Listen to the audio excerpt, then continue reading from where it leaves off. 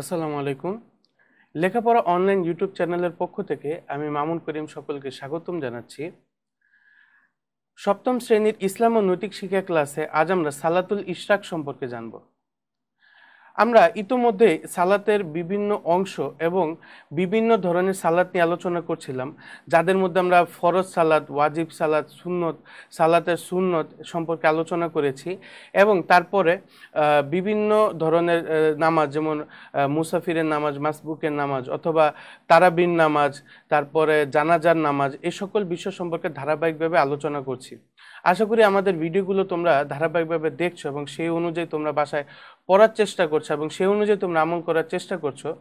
আমাদের এই প্রচেষ্টার মূল উদ্দেশ্য হলো এটি যে বিশ্বব্যাপী যে মহামারী সৃষ্টি হয়েছে, যার কারণে আমাদের শিক্ষা প্রতিষ্ঠান বন্ধ হয়ে আছে এবং শিক্ষা প্রতিষ্ঠান বন্ধ থাকার কারণে তোমরা তোমাদের সকল পড়ালেখার ক্ষেত্রে, সকল বিষয়ের ক্ষেত্রে সরাসরি শিক্ষকদের থেকে সাহায্য নিতে পারছো না এবং অনেকের নিকটই এই অনলাইন প্ল্যাটফর্মটি পরিপূর্ণভাবে পাওয়া যায় না এবং তারা এর ব্যবহার সঠিকভাবে করতে পারে না। সেক্ষেত্রে আমাদের প্রচেষ্টা থাকে এটি যে আমরা আমাদের ক্লাসগুলো যাতে তোমাদের সিলেবাস এবং পাঠ্যপুস্তক অনুযায়ী তৈরি করি, যাতে করে আমাদের ক্লাসগুলো দেখে তোমরা তোমাদের কোর্সগুলো কমপ্লিট করতে পারো এবং যখন তোমাদেরকে পরীক্ষার নোটিশ দেওয়া হবে তখন যাতে তোমরা পরিপূর্ণ প্রস্তুতি নেওয়ার মাধ্যমে পরীক্ষায় অংশগ্রহণ করতে পারো। আমাদের এই ক্ষুদ্র প্রচেষ্টার মাধ্যমে যদি তোমরা কিছু শিখে থাকো, তোমাদের কিছু ভালো লেগে থাকে, অবশ্যই কমেন্ট সেকশনে লিখে জানাবে, অবশ্যই আমাদেরকে কমেন্ট করবে এবং লাইক করবে। লাইক করার সাথে সাথে যদি তোমরা তোমাদের সহপাঠীদের সাথে আমাদের ক্লাসগুলোকে শেয়ার করবে, যাতে করে তোমরা যেমন ভালো কিছু শিখতে পারছো, ঠিক একইভাবে তারাও শিখতে পারে এবং তারা পরীক্ষার প্রস্তুতি নিতে পারে। এবং কোনো বিষয় সম্পর্কে যদি তোমাদের মতামত থাকে অথবা কোনো কিছু যদি আরও বিস্তারিতভাবে তোমরা জানতে চাও, অবশ্যই আমাদেরকে কমেন্ট সেকশনে লিখে জানাবে। আমরা তোমাদের প্রত্যেকটি কমেন্টকে খুব গুরুত্ব সহকারে পর্যালোচনা করি এবং সেই অনুযায়ী আমাদের ক্লাসগুলো রেডি করার চেষ্টা করি। গত ক্লাসে আমরা তারাবির নামাজ সম্পর্কে আলোচনা করেছিলাম। তারপরে আমরা এছাড়াও বিভিন্ন ধরনের নামাজ সম্পর্কে আলোচনা করেছি। আজ আমরা সালাতুল ইশরাক সম্পর্কে আলোচনা করব। সালাতুল ইশরাক ব্যাপারে অনেকে জানে, আবার অনেকে জানে না। আমরা যদি সালাত আমাদের কাছে দেওয়ার ঘটনা সম্পর্কে একটু মনে করি, আল্লাহ তাআলা কিন্তু প্রথমে আমাদেরকে 50 ওয়াক্ত নামাজ দিয়েছিলেন। আমাদের নবী যখন মিরাজে গিয়েছিলেন তখন তাকে আল্লাহ তাআলা 50 ওয়াক্ত নামাজ উপহার দিয়েছেন। কিন্তু যখন উনি এই 50 ওয়াক্ত নামাজ উপহার নিয়ে আমাদের উম্মতের দিকে আসছিলেন, তখনই এক নবীর সাথে তার দেখা হয় এবং তিনি বলেন যে এই এত ওয়াক্ত নামাজ তোমার উম্মতের জন্য খুবই কষ্টদায়ক হয়ে যাবে, তুমি নামাজ কমিয়ে নাও। তখন তিনি আল্লাহ তাআলার নিকট থেকে আস্তে আস্তে 5 ওয়াক্ত করে কমাতে কমাতে শেষ 5 ওয়াক্ত নামাজে নিয়ে এসেছিলেন এবং আল্লাহ তাআলা তখন আল্লাহ রাসূলকে বলেছিলেন যে কেউ যদি 5 ওয়াক্ত নামাজ আদায় করে তাহলে আল্লাহ তাআলা তাকে সেই 50 ওয়াক্ত নামাজেরই সওয়াব দান করবেন। সুবহানাল্লাহ। সো এই ক্ষেত্রে 5 ওয়াক্ত নামাজ ব্যাপারে তো আমরা সবাই জানি, কিন্তু এছাড়া অনেক নামাজ রয়েছে যে নামাজগুলো আমাদের আদায় করা দরকার এবং ওই সকল নামাজের ক্ষেত্রে প্রচুর পরিমাণে সওয়াব আল্লাহ তাআলা আমাদেরকে দান করেন এবং ঠিক ওই সকল নামাজের মধ্যে একটি নামাজ হলো সালাতুল ইশরাক। সালাতুল ইশরাক মূলত ফজরের নামাজের পরে পড়া হয়। ঠিক ফজরের নামাজের পর বলতে তা না, ফজরের নামাজের পরে যখন সূর্য পুরোপুরি উঠে যায় এবং সূর্যের আলো সব জায়গায় প্রকাশ পায়, ঠিক তখন আমাদেরকে এই নামাজ আদায় করতে হয়।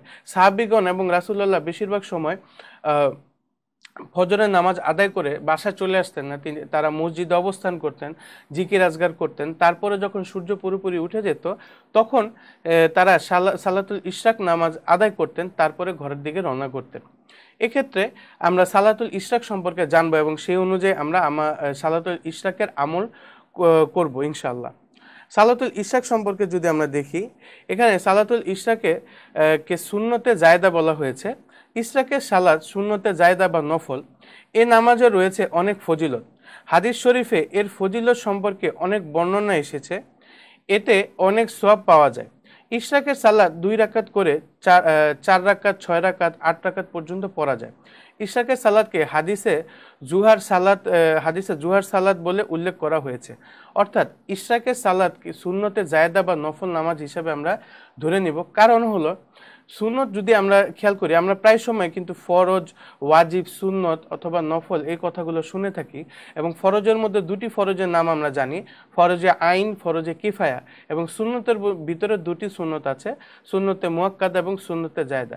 কিন্তু এই সকল বিষয়ের যে পার্থক্য রয়েছে তা মূলত আমরা জানি না। তা সম্পর্কে যদি আমরা একটু আলোচনা করি, ফরজ হলো যে জিনিসটি আল্লাহ তাআলা আবশ্যক করেছেন, অবশ্যই করতে হবে। এবং এই আবশ্যক জিনিসের মধ্যে রয়েছে ফরজে আইন, ফরজে কিফায়া। ফরজে আইন বলতে যে সকল ফরজ সকলের নিকট ফরজ করতেই হবে, আবশ্যক, এ সকল জিনিস হলো ফরজে আইন। যেমন সালাত আদায় করা, 5 ওয়াক্ত সালাত আদায় করা সকলের নিকট ফরজে আইন। কিন্তু ফরজে কিফায়া বলতে ওই সকল ফরজকে বলা হয় যা সকলের করা বাধ্যতামূলক না, সমাজের কিছু লোক করলেই চলে। যেমন জানাজা নামাজ আদায় করা, জানাজা নামাজ সকলের পড়া বাধ্যতামূলক না, কয়েকজন পড়লেই হয়। কিন্তু যত বেশি লোক হবে তত সওয়াব বেশি বাড়বে এবং আল্লাহ তাআলা তত বেশি সওয়াব আমাদেরকে দিবেন। তারপরে হলো সুন্নত। সুন্নতে দুটি প্রকারভেদ আছে, সুন্নতে মুআক্কাদা এবং সুন্নতে জায়েদা। সুন্নতে মুআক্কাদা বলতে ওই সকল সুন্নতের কথা বলা, যেই সকল সুন্নত আল্লাহ রাসূল সবসময় বিশেষ গুরুত্ব সহকারে করতেন, বিশেষ কোনো কারণ ছাড়া সেই সুন্নতগুলো ছাড়তেন না, ওই সকল সুন্নত হলো সুন্নতে মুআক্কাদা। এবং সুন্নতে জায়েদা হলো এমন সুন্নত যা আল্লাহ রাসূল নিজের ইচ্ছে মাঝে মাঝে করতেন, মাঝে মাঝে করতেন না, এগুলোকে বলা হয় সুন্নতে জায়েদা। তার মধ্যে একটি সুন্দর সুন্নত হলো সালাতুল ইশরাক, অর্থাৎ ইশরাকের সালাত আদায় করা। ইশরাকের সালাত মূলত নফল নামাজ হিসেবে ধরা হয় এবং এক্ষেত্রে ইশরাকের সালাত আমরা 2 রাকাত করে, 4 রাকাত, 6 রাকাত বা 8 রাকাত করে পড়ব। অর্থাৎ 2 2 4 অথবা 2 রাকাত করে 3 বার 6 রাকাত অথবা 2 রাকাত করে 4 বার 8 রাকাত পড়ব। এবং ইশরাকের সালাতকে হাদিসে জুহার সালাত বলে উল্লেখ করা হয়েছে। যেমন আমাদের জন্য জোহর, আসর হলো ওয়াক্ত, ঠিক একইভাবে জুহারও একটি ওয়াক্ত হিসেবে গণ্য হতো যদি ওই 50 ওয়াক্ত নামাজ আমাদের জন্য ফরজ হতো। সেক্ষেত্রে এই নামাজও আমাদের ফরজ হয়ে যেত। কিন্তু আল্লাহ তাআলা আমাদের উপর করুণা করেছেন, দয়া মায়া করেছেন, এজন্য আমাদের নামাজকে কমিয়ে 5 ওয়াক্ত এনেছেন। কিন্তু তার মানে এটি না যে আমরা এই 5 ওয়াক্ত নামাজ বাদে অন্য কোনো নামাজ আদায় করব না। আমরা অবশ্যই অন্য সকল নামাজেরও পাবন্দি করব, যাতে করে আমাদের জীবন আরো সুন্দর হয় এবং আমাদের জীবনের মধ্যে নৈতিকতা আসতে থাকে। এবং ইশরাকের নামাজের যে ফজিলত তা হলো প্রচুর পরিমাণে ফজিলত। হাদিস শরীফে এসেছে কেউ যদি ইশরাকের নামাজ আদায় করে তাহলে আল্লাহ তাআলা তাকে কবুল হজের সওয়াব দান করবে। অর্থাৎ কোনো ব্যক্তি যদি তার অর্থ ব্যয় করে তার শারীরিক পরিশ্রমের মাধ্যমে হজ পালন করতে যায়, তাওয়াফ করে, মুজদালিফায় অবস্থান করে, আরাফার ময়দানে অবস্থান করে, কুরবানি করে, এই সকল কিছু করার কারণে যে সওয়াব সে পাবে, ঠিক ততটুক পরিমাণ সওয়াব পাবে যদি সে খুশুখুজির সহিত ইশরাকের নামাজ আদায় করে। এবং আল্লাহ তাআলার কাছে যদি এই নামাজ কবুল হয়ে যায় তাহলে আল্লাহ তাআলা তাকে এক কবুল হজের সওয়াব দান করবে। এবং এক্ষেত্রে পরবর্তীতে যদি আমরা দেখি, ইশরাকের নামাজের সময় সম্পর্কে আমাদের জানা খুবই জরুরি। কারণ এই নামাজের সময় একটু তারতম্য হলে কিন্তু সমস্যা। কারণ ইশরাকের নামাজ ওয়াক্ত হওয়ার আগ মুহূর্তে কিন্তু আমাদের জন্য সালাত আদায় করা নিষিদ্ধ সময়। আমরা যদি সালাত আদায় করা নিষিদ্ধ সময় সম্পর্কে একটু আলোচনা করি, 3টি সময় সালাত আদায় করা নিষেধ। এক হলো সূর্য উদয়ের সময়, 2 হলো সূর্য যখন দণ্ডায়মানভাবে আমাদের মাথার উপর থাকে তখন, এবং তৃতীয় হলো সূর্যাস্তের সময়। এই 3টি সময় আমাদের জন্য সালাত আদায় করা নিষেধ। ঠিক একইভাবে সূর্য উদয় যখন হয় তখন কিন্তু আমরা ইশরাকের সালাত আদায় করতে পারবো না। ঠিক সূর্য উদয়ের পরপর যখন সূর্য উঠে যাবে এবং সূর্যের আলো সব জায়গায় বিস্তৃত হয়ে যাবে, ঠিক তখন আমরা সালাতুল ইশরাক আদায় করতে পারবো। এ ব্যাপারে আমাদের বইয়ে যা দেওয়া আছে, ইশরাকের সালাত ফজরের পরে আদায় করতে হয়। ফজরের সালাত আদায় করে বিছানাতে বসে কুরআন তিলাওয়াত, তাসবিহ, তাহলিল ও দুরূদ পাঠরত অবস্থায় থাকা এবং এ সময় কথাবার্তা বা কাজকর্ম না করাই উত্তম। সূর্য সম্পূর্ণরূপে উঠে গেলে এ সালাত আদায় করতে হয়। যদি কেউ ফজরের সালাতের পর দুনিয়ার কোনো আবশ্যকীয় কাজকর্ম করে এ সালাত আদায় করে তবে তাও আদায় হবে, তবে সওয়াব কম হবে। আমরা আল্লাহর নিকট নৈকট্য ও অধিক পুণ্য লাভের আশায় এ সালাত আদায়ে অভ্যস্ত হব। অর্থাৎ সবচেয়ে উত্তম হলো যে ফজরের নামাজ আদায় করার পরে আমরা ইশরাকের ওয়াক্ত হওয়ার আগ পর্যন্ত দুরূদ বা বিভিন্ন ধরনের জিকির, এবং সর্বোত্তম হলো কোরআন তেলাওয়াত করা। কিন্তু ফজরের পরে কেউ যদি কোনো কাজ করে, কাজ করার পরে প্রয়োজনীয় কাজ করার পরে সে যদি ইশরাকের সময় ইশরাক নামাজ আদা করে তখনও তার নামাজ হবে। কিন্তু উত্তম হলো যা আল্লাহ তাআলা পছন্দ করে, যে প্রতিদিন কোনো বান্দা যদি ফজরের নামাজের পরে কোরআন তেলাওয়াত করে তার দিনটি শুরু করে তাহলে আল্লাহ তাআলা খুবই সন্তুষ্ট হন, খুশি হন। এছাড়াও আমরা কোরআন তেলাওয়াত বাদে তাসবিহ, বিভিন্ন ধরনের তাসবিহ আছে, তাহলিল আছে, দুরুদ আছে, এগুলো আমরা পাঠ করতে পারি। এবং এগুলো পাঠ করার পরে যখন ইশরাকের ওয়াক্ত হবে তখন আমরা ইশরাকের সালাত আদায় করব এবং সেই অনুযায়ী আমাদের আমলগুলো করার চেষ্টা করব। পরবর্তীতে যদি আমরা দেখি, পরবর্তী আরেকটি নামাজ হলো আওয়াবিনের নামাজ। আওয়াবিনের নামাজ সম্পর্কে অনেকে জানেন আবার অনেকে জানে না। সেক্ষেত্রে আমি বলে দিই, আওয়াবিনের নামাজ হলো মাগরিবের পরে পড়তে হয়। ইশরাকের নামাজ যেমন ফজরের নামাজের পরে পড়তে হয়, ঠিক একইভাবে আওয়াবিনের নামাজ কিন্তু মাগরিবের নামাজের পরে পড়তে হয়। অর্থাৎ মাগরিবের 3 রাকাত ফরজ নামাজ এবং 2 রাকাত সুন্নত নামাজের পরে আমাদের নিকট যে নামাজটি আসে তা হলো আওয়াবিন নামাজ। এবং এ ব্যাপারে এখানে বলা হয়েছে এই সালাত সুন্নতে জায়েদা, এই নামাজও সুন্নতে জায়েদা, অর্থাৎ আল্লাহ রাসূল মাঝে মাঝে পড়তেন এবং মাঝে মাঝে পড়তেন না, যার কারণে আমরা যদি পড়ি তাহলে আমাদের সওয়াব হবে, কিন্তু আমরা যদি এই নামাজটি না পড়ি আমাদের কোনো গুনাহ হবে না। কিন্তু অতিরিক্ত সওয়াব পাওয়ার জন্য অবশ্যই আমাদের এই নামাজটি পড়া উচিত। হাদিসে আওয়াবিনা সালাতের অনেক ফজিলত বর্ণিত আছে। এই সালাত নিয়মিত আদায় করলে অনেক সওয়াব পাওয়া যাবে। এবং আল্লাহ রাসূলের প্রতিটি সুন্নতি হলো আসমান এবং 7 আসমান এবং জমিনের মধ্যে যা আছে তার থেকেও বেশি উত্তম। অর্থাৎ প্রতিটি সুন্নত আল্লাহ তাআলার কাছে খুবই পছন্দনীয় একটি বিষয়, এবং আল্লাহ তাআলার কাছে পছন্দনীয় জিনিস আমরা যত বেশি বেশি করব তত বেশি সওয়াব লাভ করব। এবং তাদের মধ্যে আওয়াবিনের নামাজ একটি। আওয়াবিনের নামাজ হলো আমাদের মাগরিবের পরে আদায় করতে হয়, এবং এই বিষয়ে যে আমাদের সময় নির্ধারিত করে দেওয়া হয়েছে আমরা যদি একটু পড়ি। আওয়াবিনের সালাত মাগরিবের ফরজ ও 2 রাকাত সুন্নতের পর থেকে এশার ওয়াক্ত হওয়ার পূর্ব পর্যন্ত আদায় করা যায়। আওয়াবিনের সালাত 2 রাকাত করে 6 রাকাত পড়তে হয়।